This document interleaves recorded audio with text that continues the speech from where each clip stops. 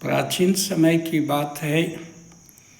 एक चोरी करके चोर जो है सेठ के यहाँ गहने चुरा करके भागा जा रहा था और पीछे से रक्षा करने वाले दौड़ा रहे थे, लेकिन चोर भागते भागते बहुत आगे निकल गया। एक बुढ़िया के यहाँ जा कर के छुप गया। बुढ़िया बहुत ही गरीब थी, उसकी एक ही पोती थी। उसके पुत्र और बहू गांव के पास ही एक विशाल नदी थी। बरसात का दिन था और नाव से पार करने में उसके बेटा और बहू भंवर में फंस करके मर गए थे। तब से बुढ़िया एक पोती के विवाह के लिए जीवित थी कि मैं इसका विवाह करके शांति से मर सकूं। उधर से जो राहगीर जाते थे उन राहगीरों को खाना खिलाती, कुछ पैसे मिल जाते, उसी में गुजारा करती, 2 पैसे उसी में बचाती कि पोती का किसी अच्छे आदमी से विवाह हो जाए। जब चोर जो है बुढ़िया के यहाँ छिपा, बुढ़िया खाना बना करके खिलाती है और पूछती है कि बेटा तुम कौन हो और यहाँ कैसे आए। चोर जो है उसके प्रेम को देख करके जैसे पुत्र को माँ मिल गया हो, इस प्रकार का प्रेम चोर को मिला। चोर सारी सच्चाई बता देता है कि मैं चोर हूँ और चोरी करके एक सेठ के यहाँ बहुत सारे गहने लेकर के भागा हूँ।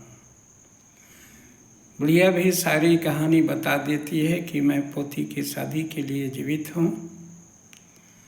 चोर कहता है कि जितना गहना मन हो आप ले लीजिए और पोती का विवाह कीजिए।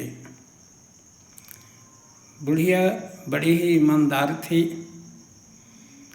कहा कि चोरी के गहने से शादी करने से अच्छा है कि मैं किसी गरीब के साथ इसका विवाह कर दूं, लेकिन तुम्हारे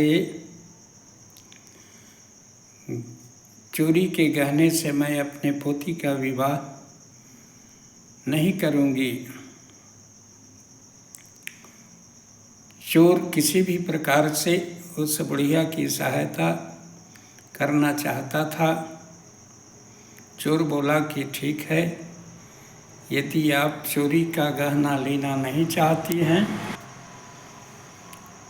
तो यहाँ का राजा मुझे पकड़ने के लिए 1000 स्वर्ण मुद्रा देने की घोषणा की है। चलो आपके साथ मैं राजा के यहाँ चलता हूँ। तुम कह देना कि मैंने चोर को पकड़ के लाया है और तुझे शादी के लिए 1000 स्वर्ण मुद्राएं मिल जाएंगे और तुम विवाह कर लेना। बुढ़िया राजी हो जाती है और चोर उसके साथ चल देता है। राजा बड़ा परेशान था उसकी चोरी से, बार बार प्रजा की शिकायत मिलती थी। राजा बड़ा प्रसन्न हुआ और उसे 1000 स्वर्ण मुद्राएं दे करके बुढ़िया को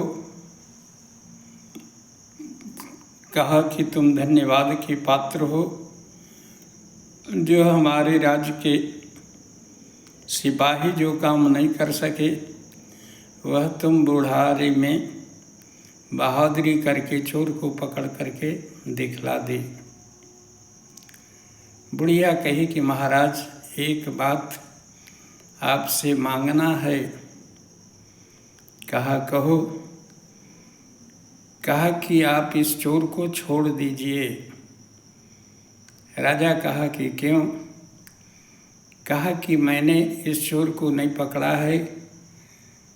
चोर जो है सारी सच्चाई जब बताया और गहने देने लगा, किसी से पोती का शादी करो, तो मैंने तैयार नहीं हुआ कि इस चोरी के गहने से मैं शादी पोती की नहीं करूँगा।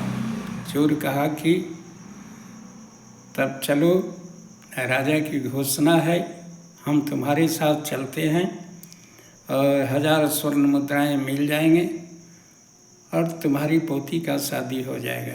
इसलिए यह किसी कारणवश चोर बना है।